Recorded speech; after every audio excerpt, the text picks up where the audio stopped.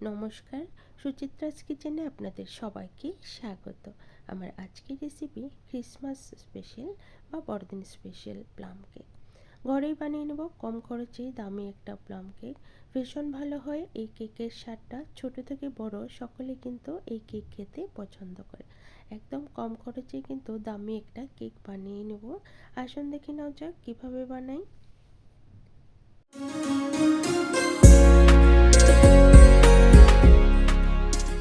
Plum cake বানানোর জন্য সবার প্রথমে আমি ড্রাই ফ্রুটসগুলোকে রেডি করে নিয়েছি। টুটি ফুটি, আলমন্ড কুচি, চেরি কুচি, কিশমিশ, খেজুর, কাজু বাদাম, আর এখানে আমি নিয়েছি পেস্তা বাদাম। এখানে চাইলে কিন্তু আরও অনেক ধরনেরই ড্রাই ফ্রুটস দেওয়া যায়, পছন্দ মতো দিলেই হবে, কম বা বেশি করা যায়। আর সাথে নিয়েছি অ্যালকোহল।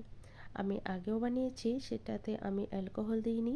আজকের রেসিপিটাতে সম্পূর্ণ ট্রেডিশনালি বানাবো। এবার একটা কাচের বয়ামে আমি যতগুলো ড্রাই ফ্রুটস নিয়েছি সবগুলোকে ঢেলে দেব। এখানে যদি অ্যালকোহল ইউজ করতে না চান তাহলে কিন্তু এই সব রকমের ড্রাই ফ্রুটসগুলো একটা কমলার রসে এগুলো 1 থেকে 1.5 ঘন্টার জন্য ভিজিয়ে রেখেও বানানো যায়, সেটাতেও কিন্তু কোনো তফাৎ হয় না। ফ্রুটস কেক এবার আমি অ্যালকোহল দিয়ে দেব, 1 কাপ নিয়ে নেব। 1 কাপ দিয়ে আমি এটাকে 2 সপ্তাহের জন্য রেখে দেব ভিজিয়ে। যেভাবে বানাই ঠিক সেরকমই ফলো করে কেকটা বানাবো। কেকটা সত্যি অসাধারণ হবে। এভাবে একবার ট্রাই করে দেখতে পারেন, কেকটা খুব ভালো হয়। এবার এই কাঁচের বয়ামে আমি অ্যালকোহলটাকে ঢেলে দেব। ঢেলে ভালো করে একটু মিশিয়ে নেব। মিশিয়ে 2 সপ্তাহের জন্য এইভাবেই একটা সাইডে রেখে দেব। প্রতিদিনই কিন্তু একবার করে একটু নাড়াচাড়া দিয়ে দেব। যেভাবে আচার রাখা হয় ঠিক সেরকমভাবেই আমি রেখে দেব। সবগুলো ড্রাই ফ্রুটসই কিন্তু ভিজে গেছে। এবার একটু ভালো করে মিশিয়ে দেব। মিশিয়ে ঢাকনাটা বন্ধ করে রেখে দেব একটা সাইডে 2 সপ্তাহের জন্য বা 15 দিনের জন্য।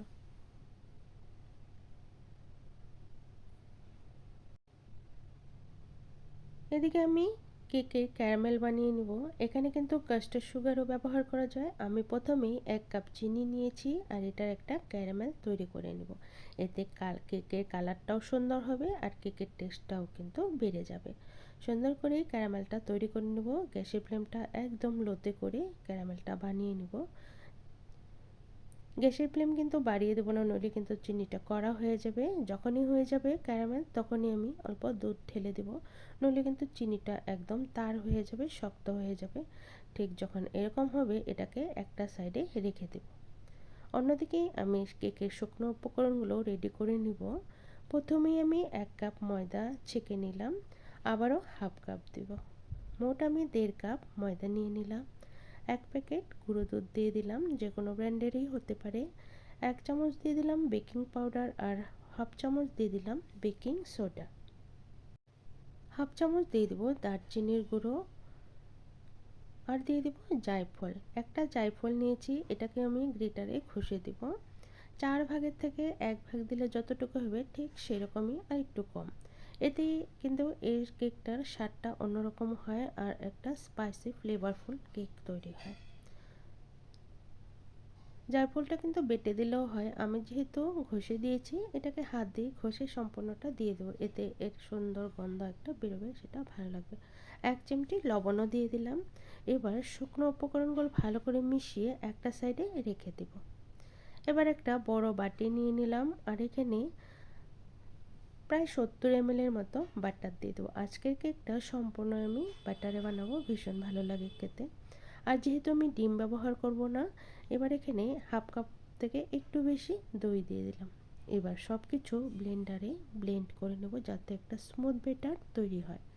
এবার যে চিনির ক্যারামেলটা বানিয়ে রেখেছিলাম সেটাকেও দিয়ে দিলাম। সব কিছু দিয়ে ব্লেন্ডারে ভালো করে ব্লেন্ড করে নেব। একদম কিন্তু স্মুথ ব্যাটার তৈরি হয়েছে। এবার এটাকেও একটা সাইডে রেখে আমি কেক টিনটা রেডি করে নিব। একটা বড় কেক টিন নিয়ে আমি একটু তেল ব্রাশ করে দিলাম। এবার বাটার পেপারে দেওয়ার বদলে বাচ্চাদের যে A4 সাইজের পেপার থাকে সেটাকে একটু গোল করে কেটে আমি মাঝ বরাবর দিয়ে দিলাম। ওপরে একটু তেল ব্রাশ করে এটাকেও একটা সাইডে রেখে দিলাম। এবার যে 15 দিন আগে আমি ড্রাই ফ্রুটসগুলো অ্যালকোহলে ভিজিয়েছিলাম সেটাকেও স্ট্রেনারে স্ট্রেন করে নেব। দেখুন সব ড্রাই ফ্রুটসগুলি কিন্তু অ্যালকোহল একদম ভিজে চুষে নিয়েছে, একদম নিচে রস নেই। এটা কয়েকটা সাইডে রেখে এবার কেকের ব্যাটারে অল্প অল্প করে ময়দার মিশ্রণটা দিয়ে দিব, একবারে কিন্তু দিব না, নইলে কিন্তু মেশাতে অসুবিধা হয়ে যাবে। এবার অল্প অল্প করে 3বারে আমি কেকের ব্যাটারে দিয়ে দিব, দিয়ে ভালো করে মিশিয়ে নেব।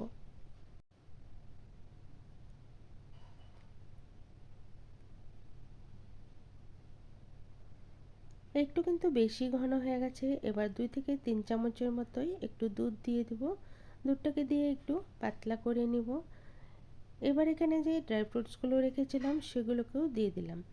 এই কেকটার স্বাদটা একটা অন্যরকম হয়, প্রতিটা বাইটেই কিন্তু ড্রাই ফ্রুটস বাজে আর খেতেও ভালো লাগে।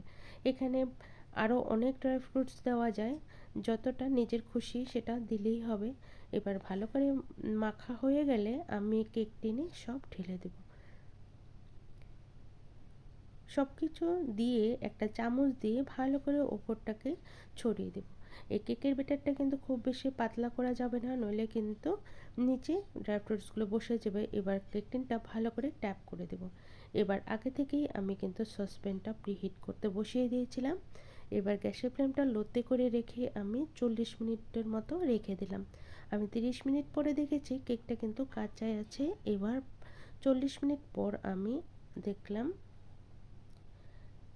কেকটা কিন্তু ভিতর থেকে একদম কুক হয়ে গেছে। এরকম কাঠি একটা দিয়ে দেখো, টুথপিক দিয়ে দেখবো ভিতরে কিন্তু কোনো রকমের কাঁচা নেই, কেক একদম রেডি হয়ে গেছে। এবার নামিয়ে গরম গরম কেকের উপরে একটু বাটার ব্রাশ করে দেবো যাতে একটা শাইন আসে। এবার একটা ভেজা রুমাল দিয়ে আমি কিছুক্ষণের জন্য ঢেকে রেখে দেবো, প্রায় 1 ঘন্টার মতো, যাতে কেকটা একটু ঠান্ডা হয়ে যায়। 1 ঘন্টা পর কেকটা দেখুন কতটা সুন্দর আর শাইনি হয়েছে। এবার কেকটা আমি ঢেলে দেবো একটা থালাতে। দেখুন আমি যে A4 সাইজের পেপারটা দিয়েছিলাম তাতেও কিন্তু সুন্দর হয়েছে। এবার পেপারটাকে উঠিয়ে দেব। দেখেই কিন্তু বোঝা যাচ্ছে কেকটা কতটা সুন্দর সফট আর স্পঞ্জি হয়েছে। এবার দেখুন তৈরি হয়ে গেল তো কম খরচে অনেক দামি একটা কেকের রেসিপি। আমি এবার কেকটাকে কেটেও দেখাবো। একদম সম্পূর্ণটাই কিন্তু ড্রাই ফ্রুটসে ভরা, কোনোটাই নিচে নেই, সম্পূর্ণ বাইটেই কিন্তু ড্রাই ফ্রুটস ভাজবে। আমার আজকের এই কেকের রেসিপিটা যদি ভালো লেগে থাকে অবশ্যই একটা লাইক করার অনুরোধ রইল, আর এভাবে বাচ্চাদের বানিয়ে দেখবেন, ভীষণ পছন্দ করবে। তৈরি হয়ে যাবে কম খরচেই দামি একটা কেকের রেসিপি। কেকটা কিন্তু পুরোপুরি ঠান্ডাও হয়নি, গরমই আছে। আমার চ্যানেলে নতুন বন্ধু হয়ে থাকলে চ্যানেলটাকে সাবস্ক্রাইব করার অনুরোধ রইল। পাশে থাকা বেল আইকন অবশ্যই প্রেস করে দেবেন, কারণ আমি চ্যানেলে যখনই কোনো নতুন রেসিপি দেবো নোটিফিকেশন পেয়ে যাবেন। সবাইকে নতুন বছরের শুভেচ্ছা রইল। সবাই ভালো থাকবেন, সুস্থ থাকবেন।